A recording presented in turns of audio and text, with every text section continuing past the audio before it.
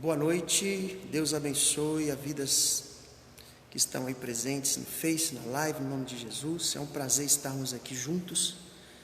E os irmãos estão aí, dão tempo para se preparar, para estarmos orando, ouvindo a palavra do Senhor. Eu quero falar algo no seu coração nesses dias. Queria que você abrisse a sua Bíblia. Quero comentar aqui Lucas capítulo 14, versículo de número 22, diz assim a palavra do Senhor: E logo ordenou Jesus os seus discípulos que entrassem no barco e fossem adiante para outra banda, enquanto despedia a multidão. E despedida a multidão, subiu ao monte para orar à parte, e chegada já a tarde, estava ali sozinho, e o barco estava já no meio do mar, açoitado pelas ondas, porque o vento era contrário. Mas à quarta vigília da noite dirigiu-se Jesus para eles, caminhando por cima do mar, e os discípulos, vendo caminhar sobre o mar, assustaram-se, dizendo: é um fantasma, e gritaram com medo.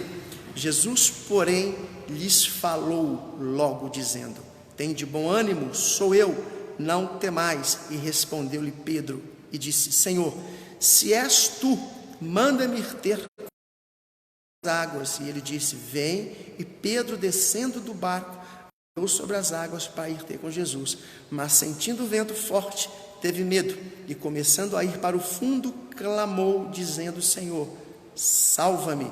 E logo Jesus, estendendo a mão, segurou-o e disse: homem de pequena fé, por que duvidaste? E quando subiram para o barco, acalmou o vento. Então aproximaram-se os que estavam no barco e adoraram verdadeiramente o Filho de Deus. E tendo passado para outra banda, chegaram à terra de Genezaré. E quando os homens daquele lugar o conheceram, mandaram por todas aquelas terras em redor e trouxeram-lhe todos que estavam enfermos e rogavam-lhe que ao menos eles pudessem tocar a orla de sua veste, e todos os que a tocavam ficavam sãos. Amém. Glória a Deus. Queridos, essa é a palavra do Senhor. E a Bíblia diz que Jesus, ele dando comando para aqueles discípulos. Mas antes um pouco, Lucas capítulo 21, anteriormente, Jesus tinha feito um grande milagre. Jesus quer fazer um grande milagre nesses dias. Jesus quer transformar vidas nesses dias. E a Bíblia diz que Jesus, antes disso, ele fez um grande milagre na multiplicação dos pães. E a multidão foi saciada com grande milagre. 5 pães e 2 peixes. E aquela multidão foi muito abençoada, sobrou 12 cestos. E eu falo algo que a multidão, ela recebe milagre em consequências de atitude de pessoas que se posicionam. Vou repetir, todas as vezes que fala de multidão, a multidão recebe milagre por consequências de atitudes de pessoas que se posicionam. Então a multidão se beneficia de milagre dos outros. Por quê? Porque um garoto se posicionou, um garoto tomou uma atitude, e Deus só quer que tomamos uma atitude para Deus fazer milagres na vida de várias pessoas. Então existe uma multidão, existe uma demanda para experimentar milagres, mas muitas das vezes nós não nos posicionamos, não tomamos atitudes para milagre e pessoas sendo beneficiadas do milagre.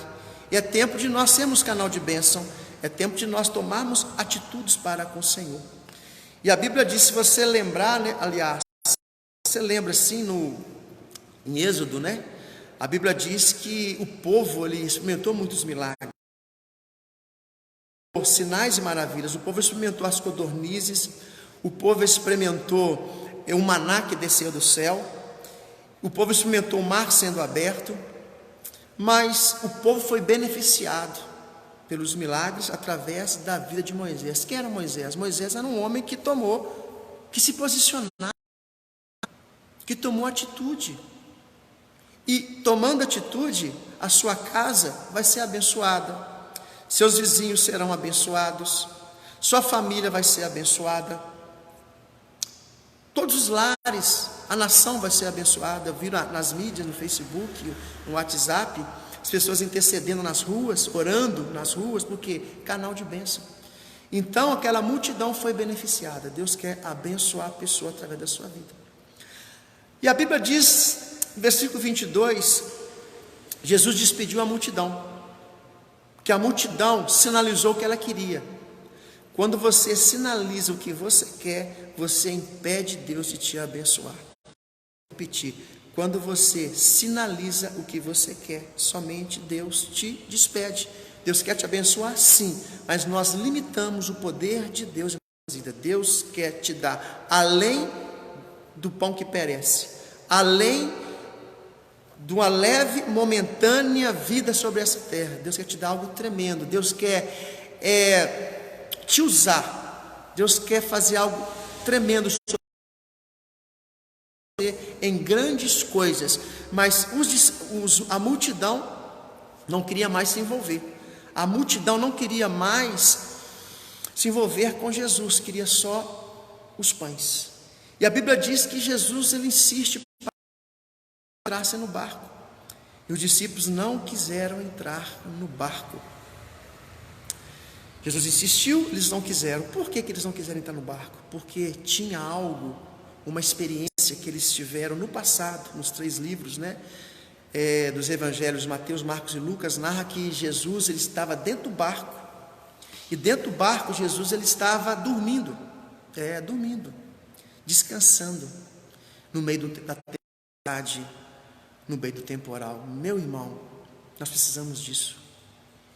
Descansar no meio da tempestade, descansar no meio do temporal. Nós precisamos desse descanso. Nós temos que aprender com Jesus, descansar no meio da luta, da adversidade. Temos que ter uma paz que excede todo entendimento. Essa paz que independe das circunstâncias, independe das adversidades. É difícil, irmão, mas tudo é possível aquele que crê.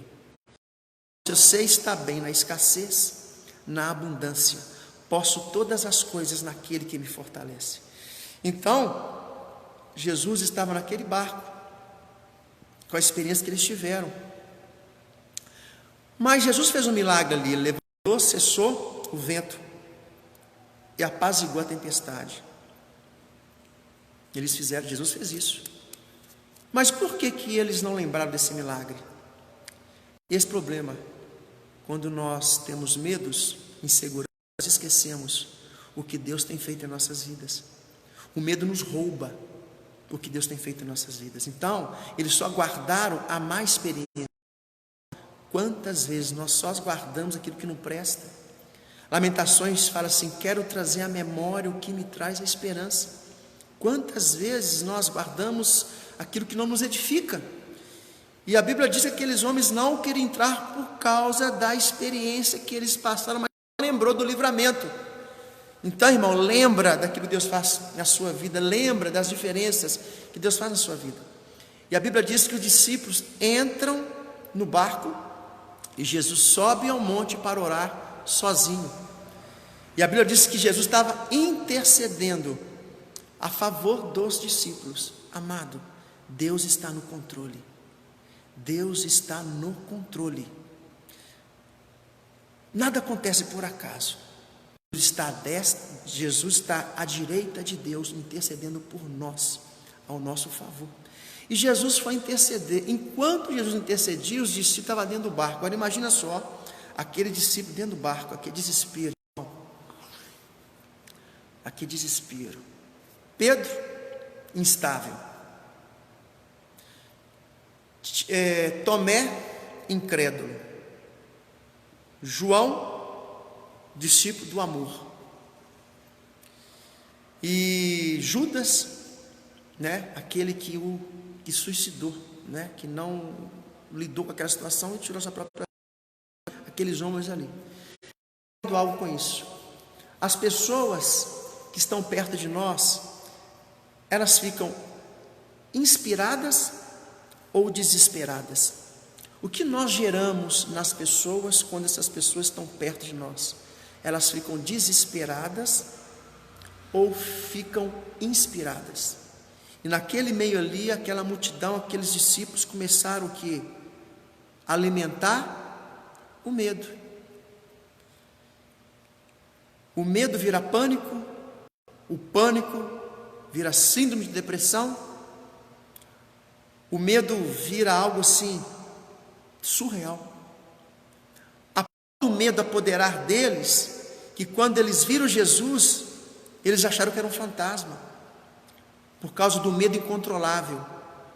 Medo, irmão, todo mundo tem. Medo todo mundo tem. Agora, todos nós temos medo, irmão. Mas o que é coragem? É você enfrentar o medo. Coragem é enfrentar os medos. O corajoso tem medo, mas existe uma diferença: ele enfrenta o medo. E o medroso não quer tomar atitude para experimentar a coragem. A coragem só você experimenta em meio ao medo. Então, naquele ambiente de medo, o que eles viram? Tudo de menos Jesus. Aquele medo roubou todas as experiências. É assim que o medo faz. O medo nos rouba experiências. O medo nos rouba identidade. O medo nos rouba quem nós somos no Senhor. E a Bíblia diz que aquele pânico apoderou daquele barco. Pessoas que já experimentaram Jesus, discípulos, irmão, discípulos dentro do barco. Mas o medo apoderou, ninguém influenciou, nós somos influenciáveis. Ou você influencia ou é influenciado. Ou você inspira as pessoas ou desespera as pessoas. Como você está na sua casa? Recebe informações da mídia, irmão. Você filtra as informações? Você filtra aquilo que você ouve? Eu mandei aí na mídia, aí, brincando com os irmãos, no telejornal, um camarada sendo capuçado, todo fechado, todo blindado, assistindo o jornal, ouvindo e trazendo temor, ouvindo e trazendo medo. E nós, com esse medo, nós perdemos a identidade em Jesus e vimos aquilo que não é real. E a Bíblia diz que eles viram fantasma. E no versículo de número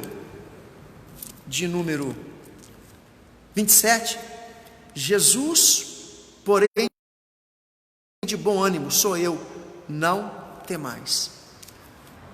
Jesus disse: não tenha medo, sou eu. E quando Jesus ele fala do medo, ele aplaca o medo com ânimo. Ele aplaca o medo com ânimo. Então Jesus sempre nos pede ânimo. Toda vez que Jesus escolhe, vê ânimo nas pessoas. Quando Deus escolheu Gideão, todos estavam orando, esperando o milagre. A Bíblia diz que o povo de Israel estava orando. Orar é bom, irmão, mas tem que tomar atitude. E a Bíblia diz que o povo orou, veio o profeta liberou uma palavra, e Deus viu um homem malhando trigo no lagar. Ele disse: varão valoroso, eu sou contigo, vai na tua força que eu sou contigo. Em outras palavras, estou vendo o seu ânimo, a sua disposição. Josué, quando Moisés ele morre, Deus diz para ele: Josué, eu sou contigo, tem de bom ânimo. Deus quando escolhe Moisés, ele estava o quê? Cuidando das ovelhas de Jetro. Davi, cuidando das ovelhas de Jessé, seu pai. Ânimo. Os discípulos, quando foram escolhidos, estavam onde? Pescando, lavando as redes, sem pescar nada, irmão. Lavando a rede, não pegou nada. Eu aprendo o quê? Amanhã vai ser um dia melhor. Amanhã eu vou pegar um grande peixe.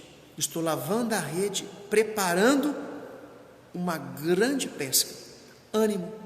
Então Jesus a priori te pede ânimo. Vai soar como heresia, não te pede fé primeiro.